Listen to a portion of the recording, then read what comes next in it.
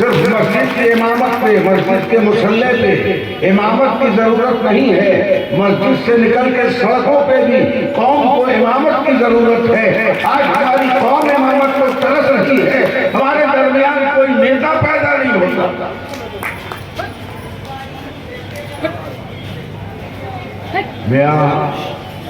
राहत इंदौरी का शेर याद आता है कि नई हवाओं की सोहबत बिगाड़ देती है।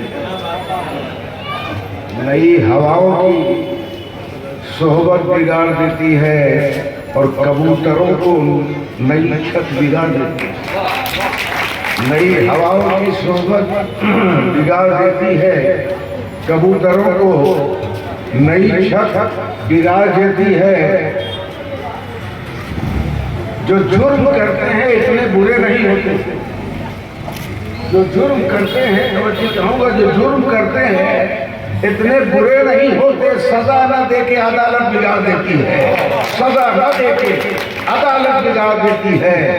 और मिलाना चाहा है जब भाई को, जब भी भाई से मिलाना चाहा है भाई को, जब भी भाई से, तो बदनसीब सियासत बिगाड़ देती है।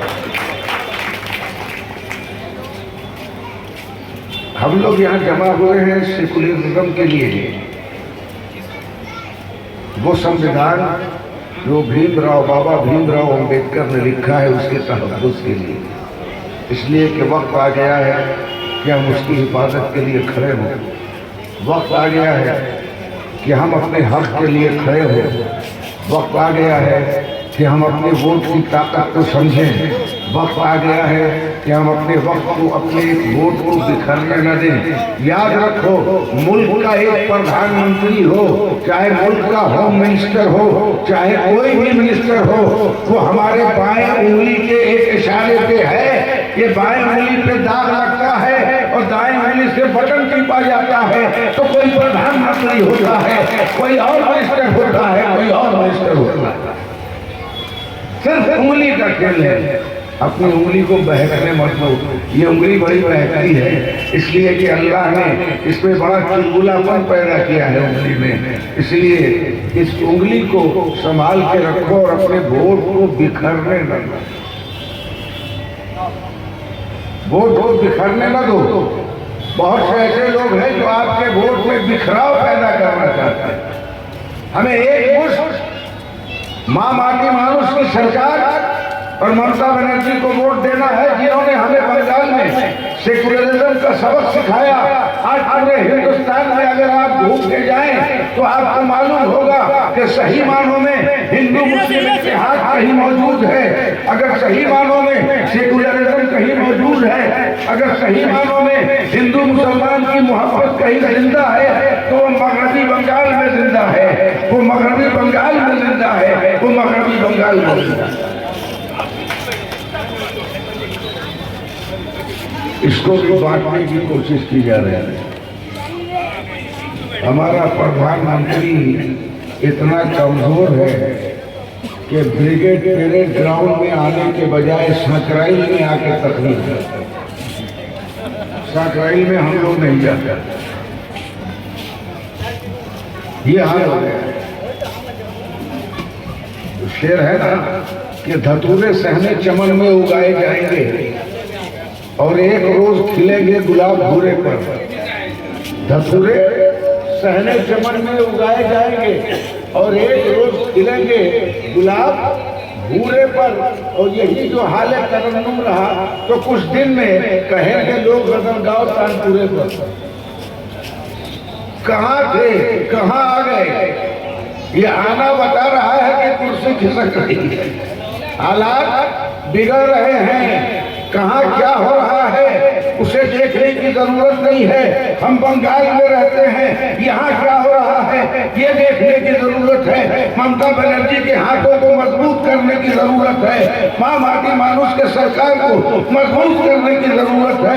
जरूरत है कि हमारे उलमा बाहर निकलें और अपने कौम की क़यादत करें और बताएं कि आज सेकुलरिज्म खतरे में है।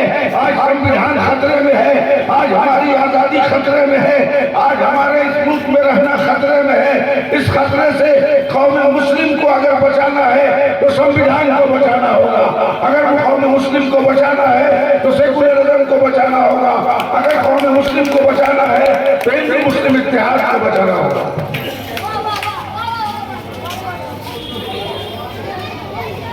इसलिए आप खुदा के वास्ते किसी के बहकावे में ना आए। बहुत से सिंबल आपको नजर आएंगे, बहुत से लोग आपको मिलेंगे, लेकिन आपको मुत्तहिदा तौर पर तृणमूल कांग्रेस को वोट देना है, जिसके फायदे हम अपनी आंखों से देख रहे हैं। आप तो शहर हावड़ा में हैं, मैं रूरल में रहता हूँ, चंगेल में, फुलवड़िया देहाती इलाका है, लेकिन मैं आपसे कहता हूँ एक मरतबा चल के वहाँ की तरक्की आप देख लो तो आपको समझ में आ जाएगा कि माँ माटी मानुष सरकार ने तरक्की दिया है कि नहीं दिया है, रास्ता दिया है कि नहीं दिया है, पानी दिया है कि नहीं दिया है, लोगों तक उसके तमाम फवायद पहुँचे हैं कि नहीं पहुँचे हैं, ये देहात में जाके मालूम करो। इसलिए कि शहर में रहने वालों को ज्यादा पता नहीं होता देहात के बारे में, लेकिन जब देहात में आप जाएंगे तो आपको मालूम होगा तरक्की किसका नाम है। शहर के बहरहाल शहर की बात ही कुछ और। आज यहाँ प्रसून बनर्जी जो खड़े हुए हैं, ये इलेक्शन ये वार्ड का इलेक्शन नहीं है, ये एमएलए का इलेक्शन नहीं है, ये प्रधानी का इलेक्शन नहीं है, ये पार्लियामेंट का इलेक्शन है। वहाँ आवाज जाएगी जहाँ से बैठ के हिंदुस्तान का कानून लिखा जाता है, जिसे पार्लियामेंट हम बनाते हैं।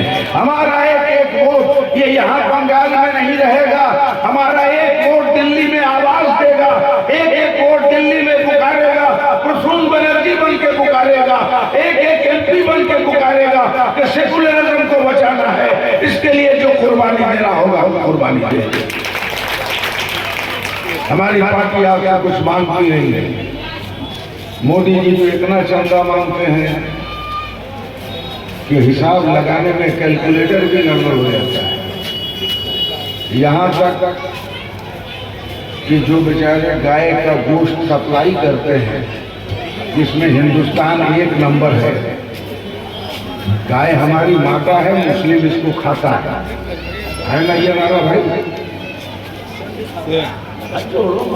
बदनाम हम हैं, बदनाम है हम हैं, बस यही खाता है यही पीता है।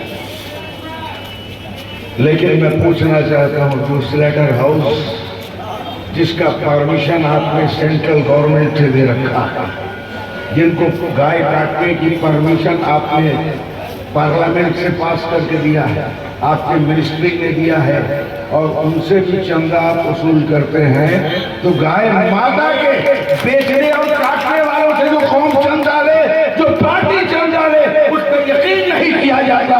सुबह को माँ कहती है, रात में ज़बह कर देती है। वो माँ वाली पार्टी नहीं है। माँ वाली पार्टी तो बंगाल में है, जिसके पास माँ भी है, माटी भी है, मानुष भी है। इसलिए हमें अपने वोट को बहुत संजीदगी से लेना है। हमारा एक वोट कहाँ जाएगा? दिल्ली जाएगा। कहाँ जाएगा बोलिए? एक वोट दिल्ली जाएगा। आप जाएंगे, वो जाएंगे, वो जाएंगे, वो जाएंगे, ये सारे वोट दिल्ली जाएंगे, और दिल्ली बचा रहा तो हिंदुस्तान बचा रहेगा। हमें दिल्ली बचाना है। याद रखना, दिल्ली कल भी राजधानी थी, आज भी राजधानी है। आज भी प्रधानमंत्री जी मजबूरन दिल्ली के उसे लाल किले से बोलते हैं, इस लाल किले के एक ईंट से शाहजहां की आवाज निकलती है। एक ईंट बताती है कि मुसलमानों ने हिंदुस्तान को लूटा नहीं है, हिंदुस्तान की हिमाल को हिंदुस्तान में लगाया है, हिंदुस्तान की मिट्टी में ऐसा गाड़ा कि कल वो जमीन में दफन कर रहे थे, आज ताजमहल का फसल लहरा रहा है, कुतुब मीनार का फसल लहरा रहा है, लाल किले का फसल लहरा रहा है, जहां से करोड़ों रुपए का टिकट बेच के आपको पैसा मिलता है। पर्यटक विभाग के लोग ताजमहल देखने आते हैं। ताजमहल एक अजूबा है, बनाया किसने? शाहजहां ने। आप अपना नाम लिखने की कोशिश क्यों कर रहे हो यार? इसमें तो पहले से लिखा हुआ है ना, आप इसे मिटा सकते हैं न इस पे आप लिख सकते हैं। तो अब 10 साल के बाद वो घड़ी आ गई है कि जब इनको रुखसत के लिए झोला उठाना है। हम तो फकीर हैं, झोला उठाएंगे चल दें। ये शुरू से बोल रहे हैं कि तुम बेटा करो, हम जा रहे हैं।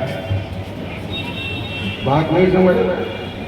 तुमको मरना है तो मरो, लेकिन मैं कहूँगा कि जो लोग हिंदुस्तान से चले गए, बराए मेहरबानी उनका झोला मंगवा दीजिए ना। विजय माल्या का झोला मंगवा दीजिए, नीरव मोदी का झोला मंगवा दीजिए, मेहुल चौकसी का झोला मंगवा दीजिए। ये लोग तो गए तो झोला लेके गए, और ये ब्लैक मनी नहीं लेके गए, ये व्हाइट मनी लेके चले गए। मोदी जी जब आए थे तो कहा हम ब्लैक मनी लेके आएंगे। ब्लैक मनी लेके क्या आएंगे कि व्हाइट मनी लेके इनके अहबाब फरार हो गए। पासपोर्ट किसने दिया, वीजा किसने दिया, इमिग्रेशन में कौन था, किसने जाने की परमिशन दी, सिक्योरिटी कौन थी? जिसने नहीं देखा कि ये भागने वाला भाग रहा है तो कितना लेके भाग रहा है। अब ये कहते हैं कि मैं भी झूला उठा के चल दूंगा, तो चल जा बाबा। मैं कहता हूँ चल जा। नीरव मोदी भी गए हैं और आप भी चले जाइए। नरेंद्र दामोदर दास मोदी जी बड़ा एहसान होगा हिंदुस्तान पे, इसलिए यहाँ के लोग चाय वाले से तो बच जाएंगे। अभी चाय का जिक्र हो रहा था तो मुझे तो अब हर चाय वाले से डर लगता है कि कहीं प्रधानमंत्री मत बन जाए। बात समझ में आ रही? आपको अपने वोट का इस्तेमाल करना है। कौन सी ताकत बाबा राव अम्बेडकर ने जो ताकत दी है वो इलेक्शन में वोट की ताकत है, एक उंगली की ताकत है। इस ताकत का भरपूर इस्तेमाल करो।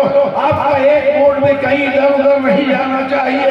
जितना वोट है सब वोट एक सेकुलर पार्टी तृणमूल कांग्रेस को मिलना चाहिए, ताकि हम एक नई शुरू पैदा कर सके, एक नया उजाला पैदा कर सके, एक नई रोशनी दे सके, एक नया दिशा दे सके।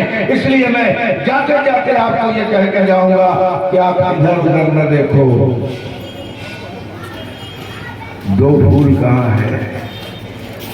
दो फूल, इन दोनों फूलों को देखो। घास और फूल के निशान पे बटन दबा के ममता दीदी को आप कामयाब नहीं करेंगे, आप खुद कामयाब हो जाएंगे। आप अपनी कामयाबी के लिए वोट दें। अस्सलाम वालेकुम।